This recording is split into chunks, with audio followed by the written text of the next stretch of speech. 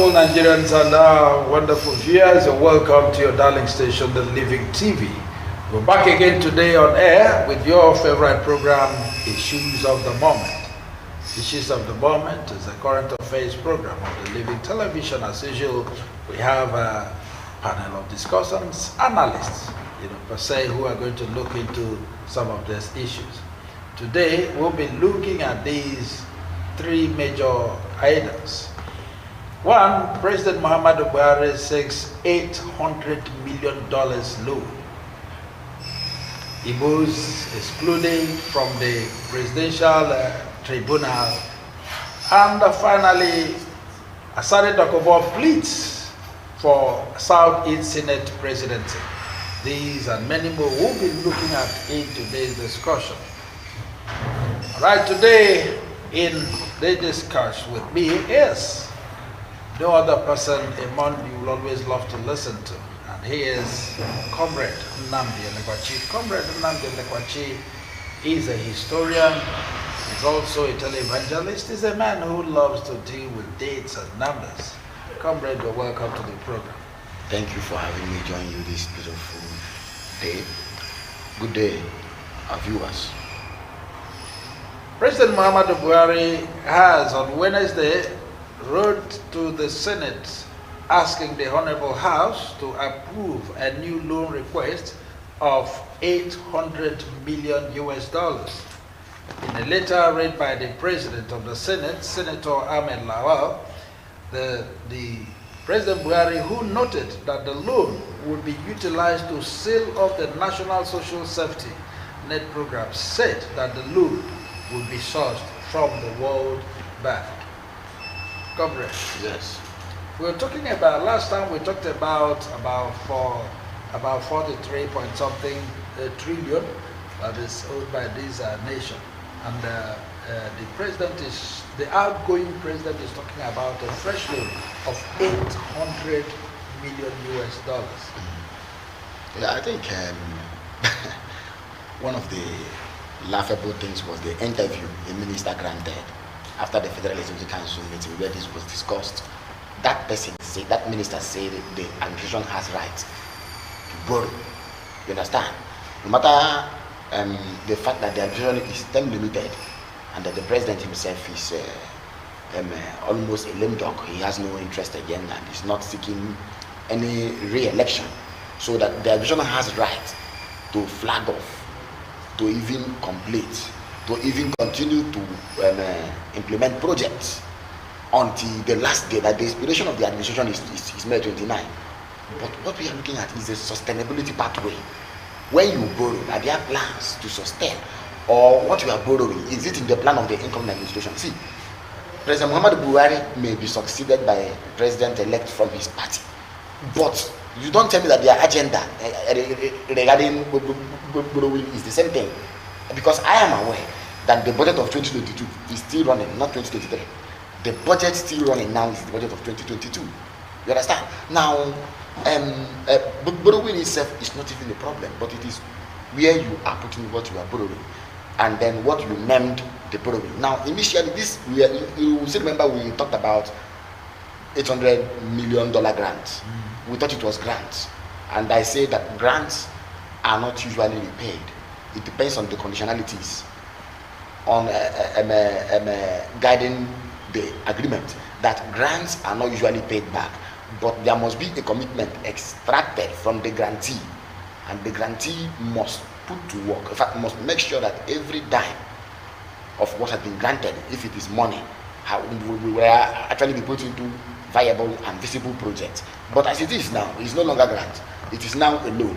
And if you look at where we are putting it, it is actually laughable.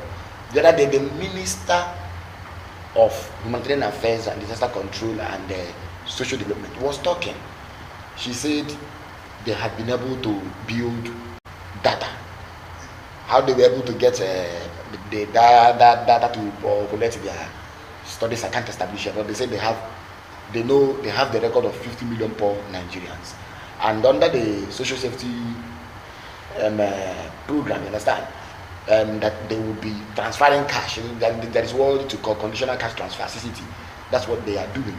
And if you are to share this money, now listen, if you are to share this money, $800 million, if you are to share it, I'm not sure, 50 million person, if you are converting to Naira using 435 of the budget of 2022, that's the template. The budget of 2022 is 435 Naira. If you are to convert it, I'm not sure one person may be getting up to 10,000 Naira out of the 50 million people. So why are we, instead of talking about how to build infrastructure, how to do something that is sustainable, you understand?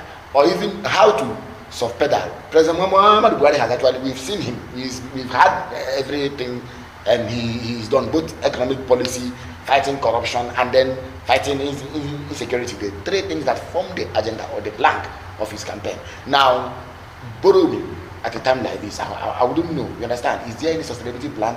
And I'm also aware that there is a release that said Nigeria is in a fix and has actually exceeded its borrowing limit. May not be able to do what? Even from the IMF, they were saying that Nigeria has reached a threshold where, yes, where it can no longer keep borrowing. And this is an administration we believe that will be transparent, that we believe that will not exhibit economic indiscipline. But we are seeing financial indiscipline, we are seeing lack of transparency, we are seeing recklessness and lackadaisical approach to issues that may have to do even with fiscal federalism and then fiscal policies. So I think this administration has a lot to explain to us. The other day we were talking about what the administration is doing now that it is about leaving office, and I did mention that billions of naira had been inserted into the initial figures pertaining to contracts of roads and infrastructure. And I made an example, and I gave an example. I said the road, the Enugu Anambra or Enugu Onitsha Express Road. The other day, Minister Fashola came out to say the amount of this project had been reviewed upwards by an outgoing administration. Now you ask yourself, how many of these projects will this administration finish in the next 14-15 days? And it's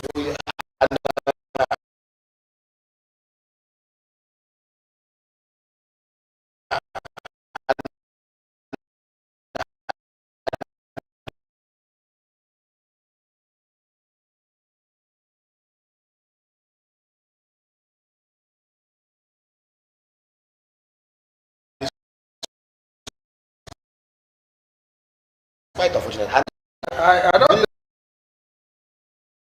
The party go. All right. Now the loan has not been granted, and then I think the news behoves on the Senate.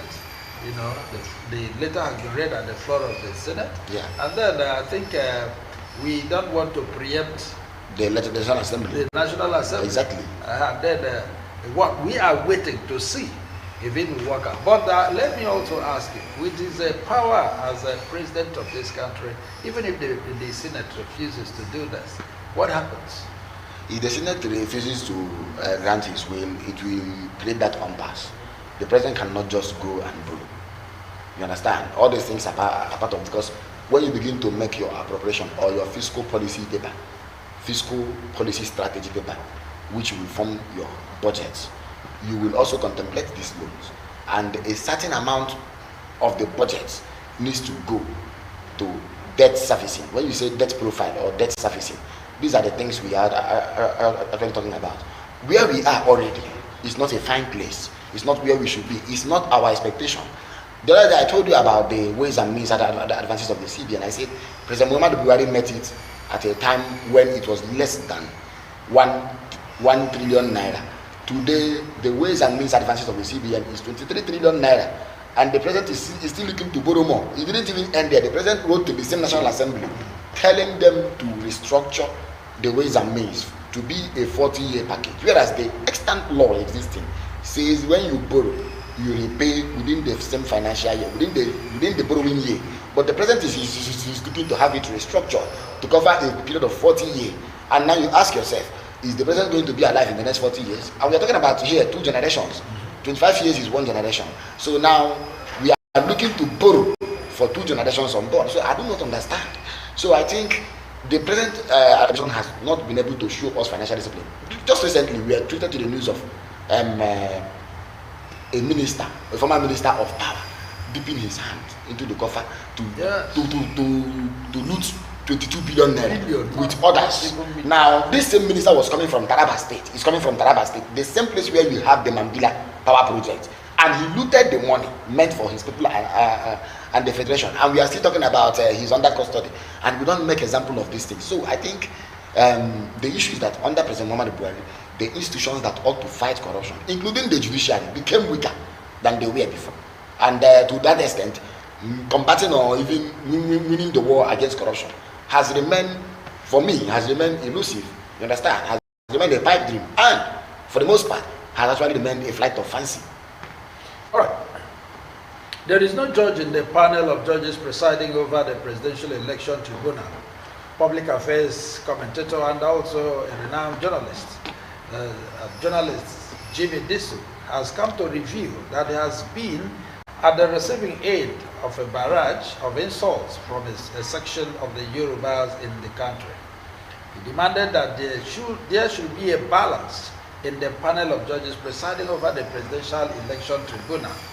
He argued that the exclusion of a judge from the southeast of the presidential election tribunal panel was a very bad signal for the case. Now let's look, is it proper in the first place?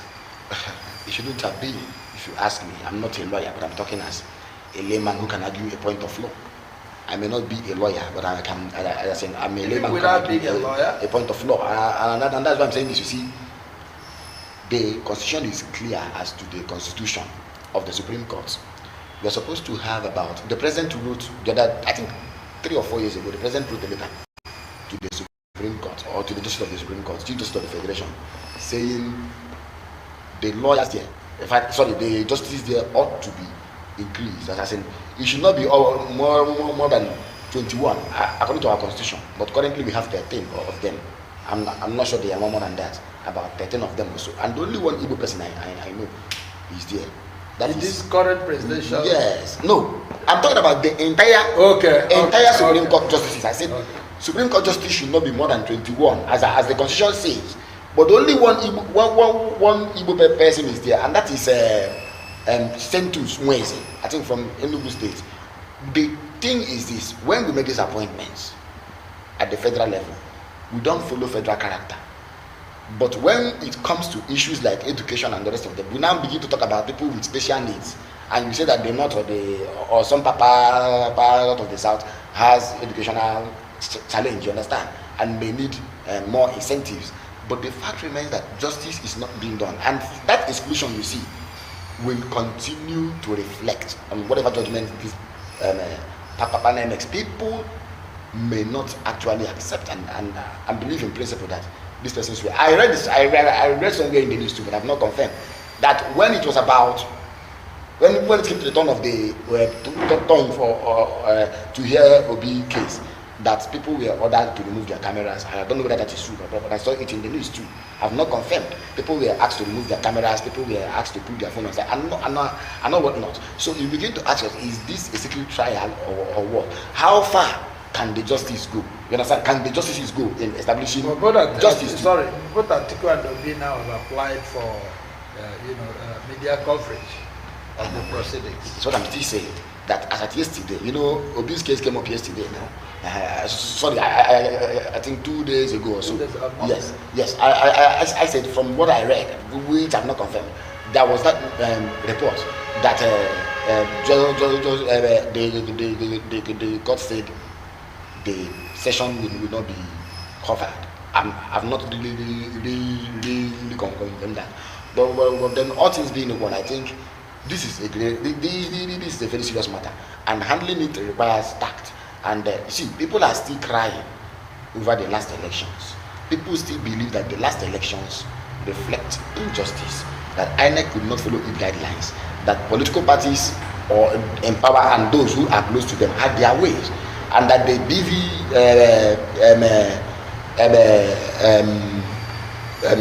the machine was actually bypassed, and that INEC's failure, you understand, to upload results from the beavers to its own portal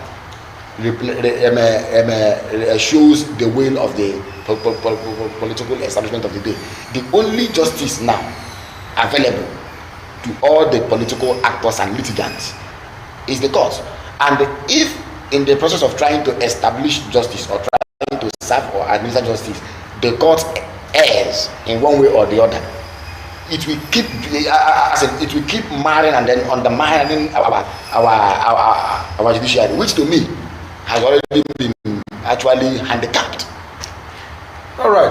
Now, considering what is happening, Joey Bogwe, we talked about it the other time. Yeah. That Joey Bogwe last time lamented bitterly about the exclusion of the Igbos in the transition council, council of the president-elect, and now we are talking about this. And Peter Obi is one of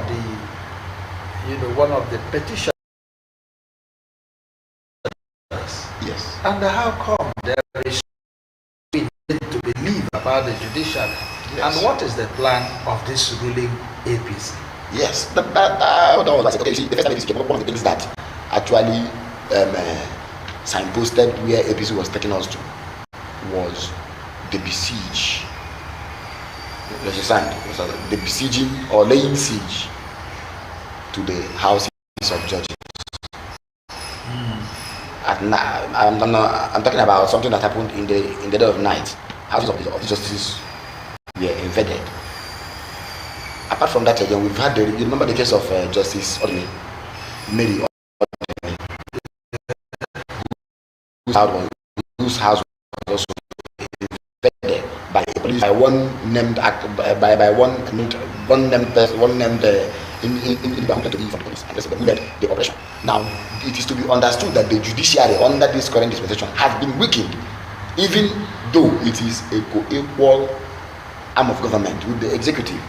Don't also forget that prior to 2019 general elections, the Chief Justice of the Federation, who was coming from the South, Justice Walter Onogen, and who was not appointed by the President, but by the Vice President when the President was away in London in 2018, Vice President Osibanjo appointed Justice. The media called him eminently qualified. I am not the one who called him. Said eminently qualified Justice Walter Onogen, but he was sacked.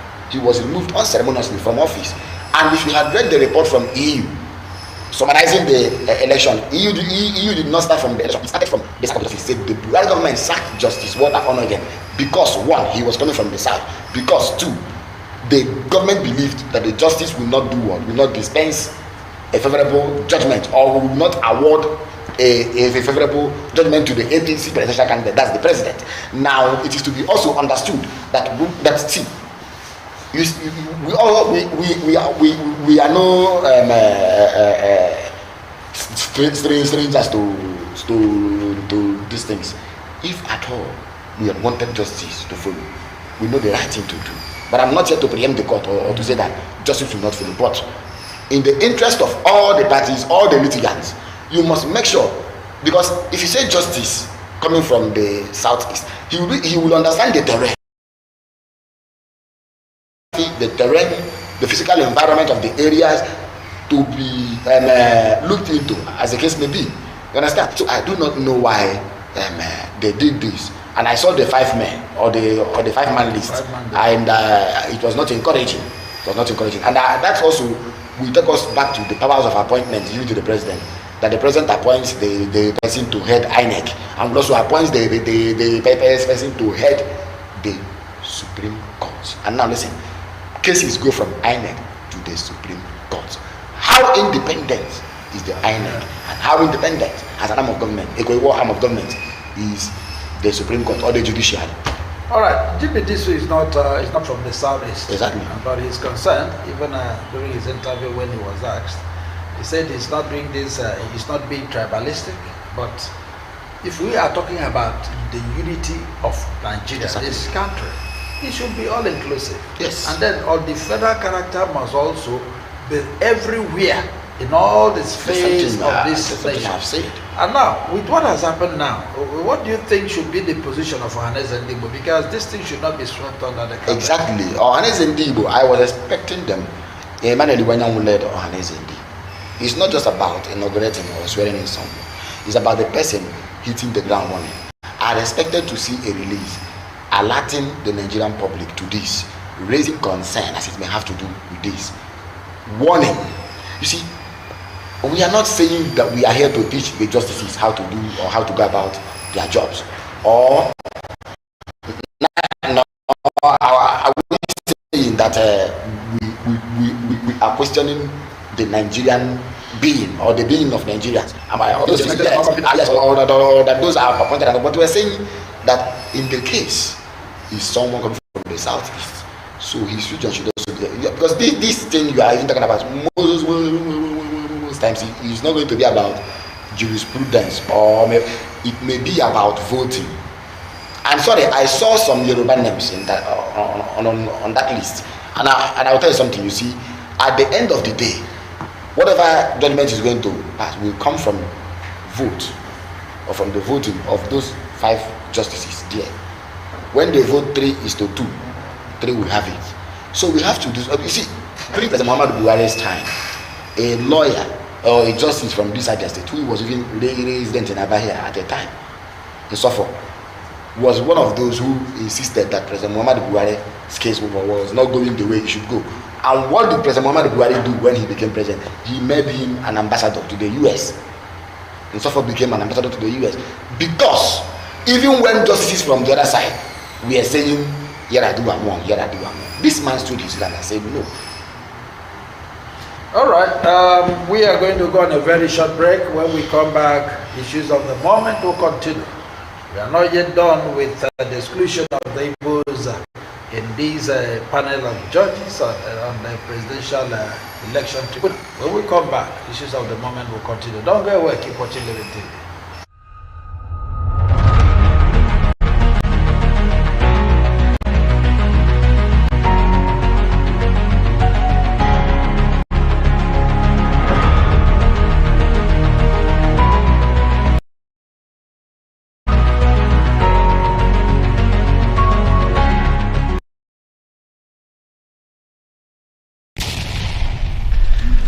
And so you can keep on watching Living TV.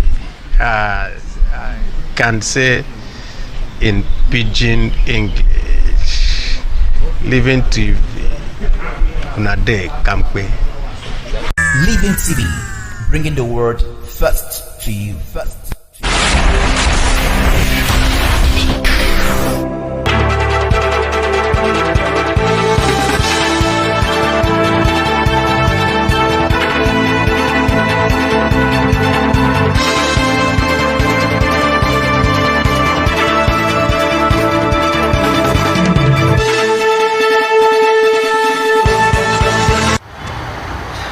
Wonderful viewers, I'm glad you're still there watching your darling station, The Living Television.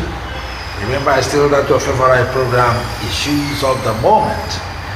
Alright, today we are discussing on 3 major topics, and now we are on the exclusion of the Igbos in this presidential election tribunal. Alright, Jimmy Disu, the social commentator, opined that some effort made to include justices from the southwest and from the north central, where Tinubu and Atiku held from respectively, should have also been done to ensure that an Igbo judge or Igbo judges, being part of, should have been part of this 5-man election tribunal panel, because one of the major petitioners, P2B, is from the southeast. Yeah. And excluding them totally from, excluding a judge from the southeast, totally, it spells doom, according to him. It spells doom. Yes. I think it will leave most to be desired, because I know that this panel is actually the prerogative of the Chief Justice of the Federation and then the NJC. You now ask yourself, who is the Chief Justice of the Federation? Who is also the President of the NJC? Alam. No. Kayode Ariwola. Yes. Kayode Ariwola is from the southwest. And there had been an allegation that he is a person of Tinubu. In fact, some sources said Tinubu even recommended him for the president, who now appointed. Then the NJC, then the National Assembly will now confirm. You see, until we have a system where we actually detach the judiciary from the executive, we can't be talking about justice.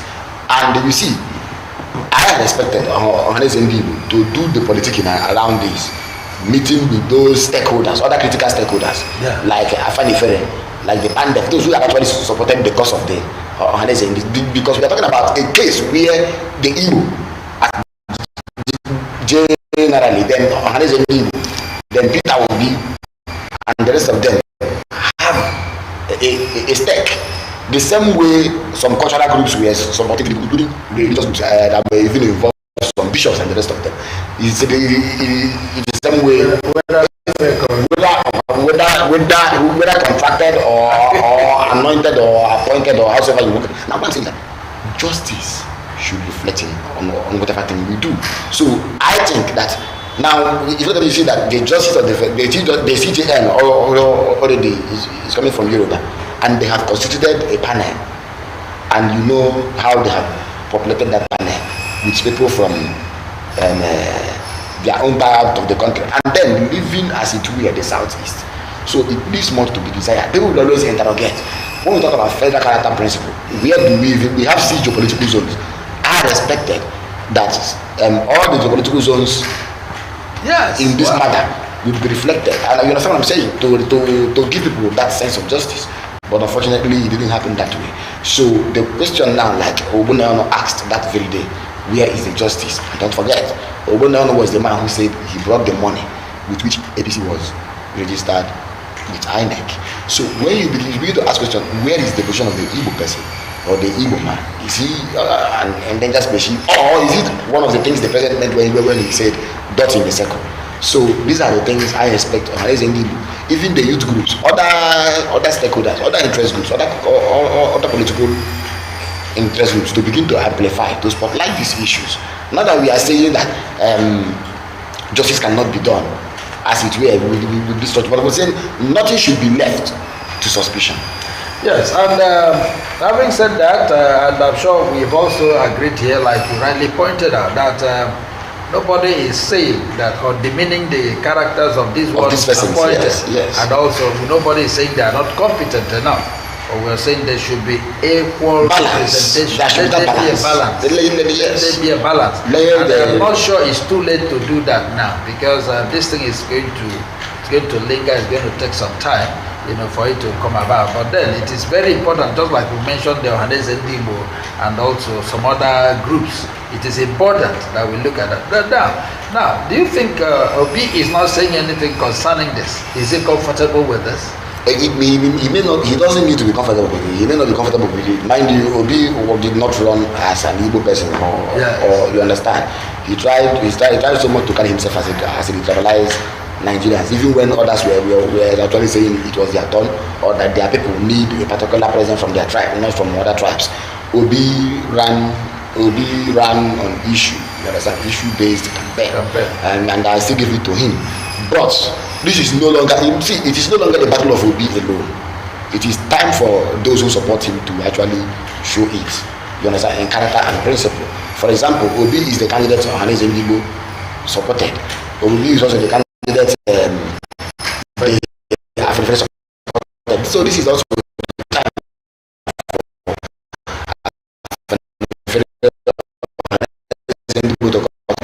amplify issue, because still the president. See, it's about Bina or anybody. Remember that when 1962, Aulu was being arrested, and that was emergency proclaimed by the Buhari-led MPC government in the entire southwest. The man said something. He said, "We've created a bad precedent. It's not just about now. It will be about the future." Do you know that after that very emergency proclamation, other states of emergency that have been declared, you understand, other emergencies that have been declared, in fact, have never reflected or have never followed according to the dictates of the constitution until 2012, after 40 years or so, when Jonathan came and now said, before you declare emergency in an area, the position of the constitution is that you consult or you seek approval of the National Assembly to get majority approval. So it's not about, it's about setting the president. Now there is no insight to these litigations we have. Whether you make the process transparent, as clear as water, people will feel they are marginalized or that they were cheated during the elections, and we head to court. What we are saying is that it is now about a particular region, which will be tomorrow. It may be another region. If you allow this to pass or to stand, you may have created that precedent that others will now leverage to do what? To make it a norm, even when it should not be a rule or it should be an exception. All right, since the five-man panel, one is from the southwest and then from the north central, and then there is none from the southeast and some other zones. But I think if we are talking about one Nigeria, yes, I think we should have even had it from the south. They have no president. Yes. Okay. Yes, south, and then some other parts in the north.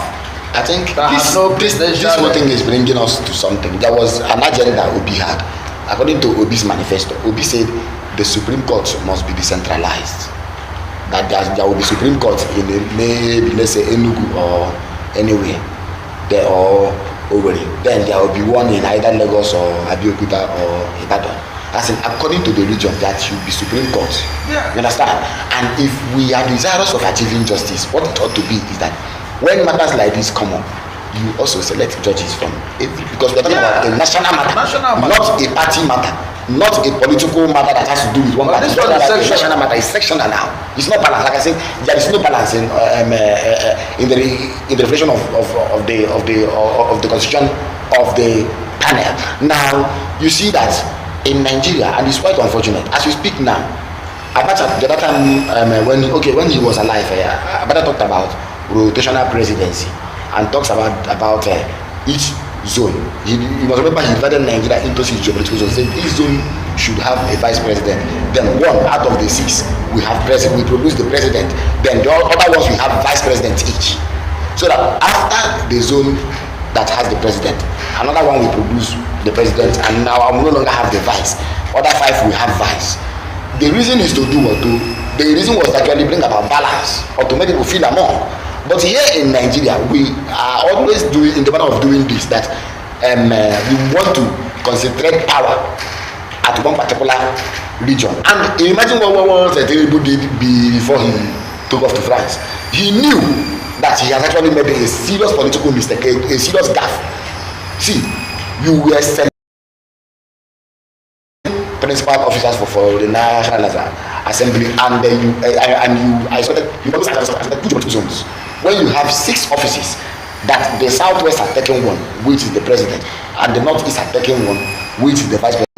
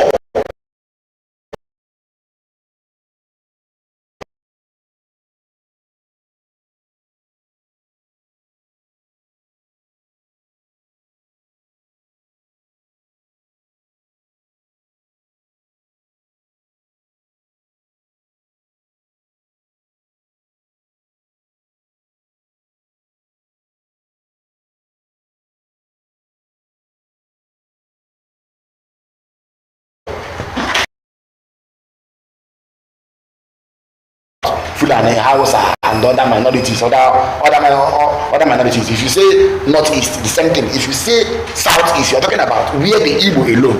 And if you say southwest, you're talking about where the Yoruba alone. So I don't know how you make appointment and you exclude such a geopolitical. Go to the last topic for today. Now, talking about this, the Chief Justice is supposed to come from the southwest. Yes. And how can man be a judge in his own matter? Because if we are talking about one Nigeria, the chief judge who is appointing these other judges should have come from elsewhere. The truth is that we have a chief justice who must be a Nigerian, and it is happening at a time when he is coming from the southwest. And the person declared winner Bola Ahmed Tinubu is also coming from the southwest. But in order to give a face of balance or a semblance of balance to such constitution, you understand, or to such appointment of the panel, it would have been wise, it would have been better we have someone from there. And then it also brings us to the question, out of the time.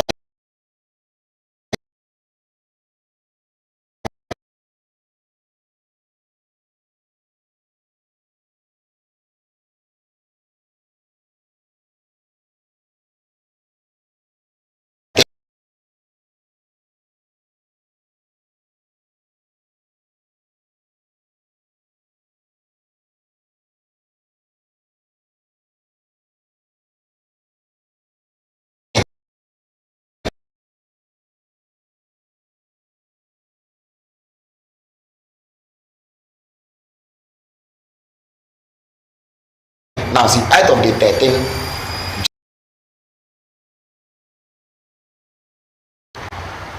okay, away from that, the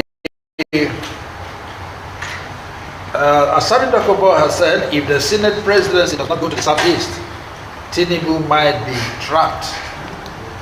I don't know how you look at this statement. Asari Dakobo has never been in tune with the Igbos. Yeah. But this time around, he came out to openly say that the Senate presidency must come to the southeast.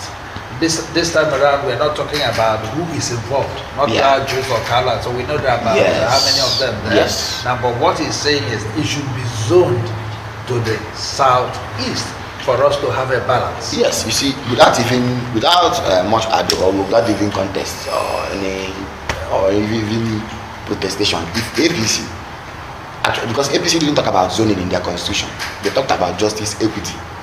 So if the party is actually guided by these two principal cardinal points, or let me say this principle of justice and equity, the better thing to do is to allow someone from the southeast taking the position. Because I said here that the mistake they are making is to say the southeast doesn't have the number. I was even reading somewhere, someone said the south has, I said it's south as a geopolitical zone,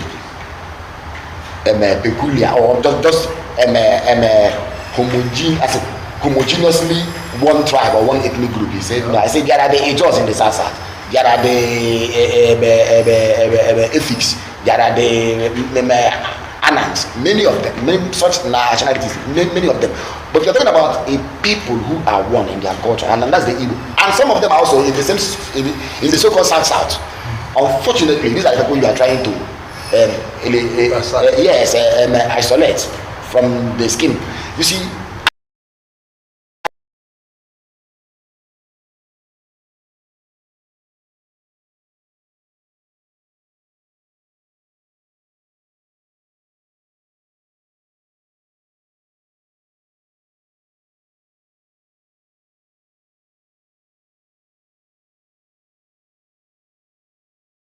he brought the money with which APC was registered. Now, how has the APC rewarded the Igbo? Every time we are being told that the Igbo need to play politics of the center.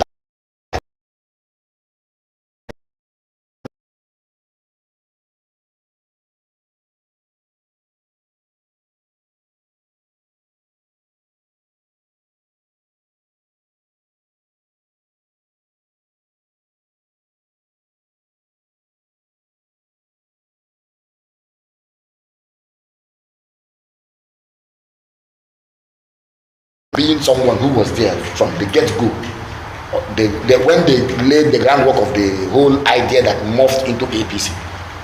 And remember, it is to be understood, and we must also educate our viewers, that a political association is different from a political party. Yeah. A political association cannot contest election until it metamorphoses or it becomes a political party registered really with INEC. So what Obanero did was to actually transition the arrangement, the blocks, the political interests that came together. By registering them, he made them a political party, so-called. You understand? Now, when they were sharing offices, we expected, someone like me expected that Obanero would be given secretary to the government of the federation. but Obunnaano was made Minister of Education. Not even education, of science and technology, which in some countries that want to cut costs, it will be a microcosm of the Ministry of Education. In some countries that want to minimize cost of government, Ministry of Science and Technology will be under Ministry of Education, either as an agency or as a commission, maybe Science and Technology Agency, under the Ministry of Education, because they both have to do with research, and education is the bigger umbrella, if you ask me. Now you begin to ask, where, asked, where is the justice? But unfortunately, even though I have actually lost faith in APC arrangement, whatever they are calling it, the fact remains that I do not think APC holds any political future for any Igbo person. You understand? Except you are using APC to advance. And in the Southeast, but at the federal level, I've not seen anybody who benefited anything. Just look at someone like Joe Igbo. He became, I think, commissioner in Lagos. I was wondering, what do they get? But you cannot compare it to PDP, where an Igbo person or Igbo persons became the Senate president, and then we are even giving sensitive and powerful ministries like Ministry of Finance, Ministry of Economy, Ministry, even Chief of Army Staff, and the rest of them. You see the position, the arrangement of the APC seem to be anti-Igbo and seem to be telling the Igbo to their faces, we don't even need you in the first place. All right, before we go, he said, Senator Koboy, his own words, said, give the Senate president to the Southeast. All of this country must come together as we mend the wounds. He has accepted that we are badly wounded. Yes, the election actually did not only wound us. It reopened old wounds and then cut new ones. You see, we have both fresh wounds now and old wounds. There is mistrust as we speak. There is chauvinism as we speak. There is ethnic profiling as we speak. There is hate as we speak. There is also cancel culture as we speak because of this election. So it is my considered view that you see, if you had given the Senate president to the Southeast, I'm not sure all other regions will make noise. Yeah. But there are regions where you zone, others will make noise. Yes. I'm not sure if you give the Southeast, because of the population we have here, that the middle belt will say, we have forgotten. But if you give the middle belt to, I'm not sure the Southeast will also say, how can you? And that is the height of marginalization. And I'll tell you that this is the reason why Tinubu, when we went to France, he can't face all these things coming up now. If you see the reaction trailing this whole zoning, you understand? We don't even need Assembly to talk, whether he's being objective or not. The truth is there for everybody to see. And that is why the APC may not have the kind of National Assembly it wants in the 10th Assembly if it gets not taken. Because when people like these who are coming from the rejected place now go into alliance with opposition and with other people coming from the same APC who also feel like, you know what I can do, that nothing APC does from the Aso Rock or from anywhere that can stand. And it's also important to understand that the president or the president-elect must not be the one to choose for the Senate or for the House of Reps who to head or who to preside, because we are talking about two equal arms of government. All right, before we go, I wanted to finally tell us, give us your parting word as it concerns this exclusion of the Igbos in the presidential election tribunal. Yes, I think to me, it is one language that has been spoken again, and it means the same thing. Yes, there was one teaching that was a country. He used a colloquial language of the Liberians. So he said, this country doesn't belong to me. That is the message the Nigerian government keeps sending to the Igbo. You call them that in a circle. You say they belong to 5% and the others belong to 97%. I don't know how that balance is. And we are still talking about balance here. You also call them all sorts of names. You go to make appointments, you exclude them. There is no Igbo person in the security architecture of the government, and I'm not sure Tinubu is going to do anything differently. We've seen his appointment, his transition committee appointment. We've also seen his National Assembly zoning arrangement, and it is all, in fact, it is still pointing to the same direction. So the whole thing there is that the Igbo should actually sit up, become one, wherever they are, and make a demand from the federal government. 9 years after the war, in 1979, an Igbo person became a vice president. You understand what I'm saying now? 29 years later or so, in 1999, an Igbo person became Senate president. So why can't we be that relevant, even when we have the population? And where we are contributing to the economic growth of other parts of the country. Go to Lagos, everywhere the Igbo are there, contributing meaningfully. So it's high time the honest people form the common front that will rally every Igbo person, make that demand. All right, our wonderful viewers, we've had it, and that's the way we are going to draw the curtain for today. We will be back again. Keep watching other programs of the Living Television. From my left is my guest and also the chief analyst for today, Comrade Nnamdi Lekwachi. We are pleased to have you here today. Thank you so much. It's my pleasure. Also. Right, this is your command today, Duma DLS signing off. Keep watching Living TV. More interesting programs will be coming your way after now.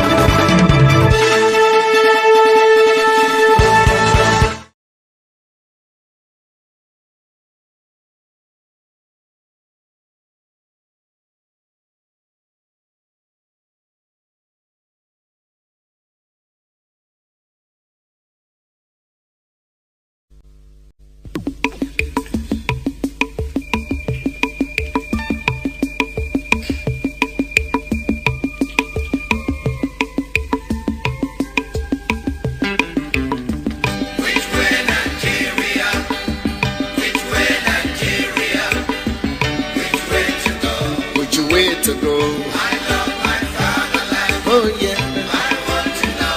Yes, I want to know which way Nigeria is heading to. Which way Nigeria? Which way Nigeria? Which way to go? Which way to go? I love my fatherland. Oh yeah. I want to know. I want to know.